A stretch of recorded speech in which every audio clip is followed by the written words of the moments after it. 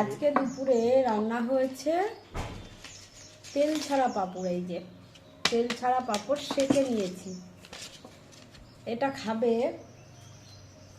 দই দিয়ে, মিষ্টি দই দিয়ে তেল ছাড়া পাঁপড় সেঁকে দিয়ে খাওয়া হবে। আর রান্না হয়েছে ভাত, ভাতটা তো আছেই।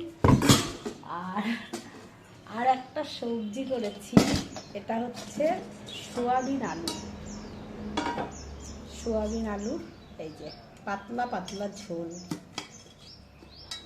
আর আছে শশার স্যালাড।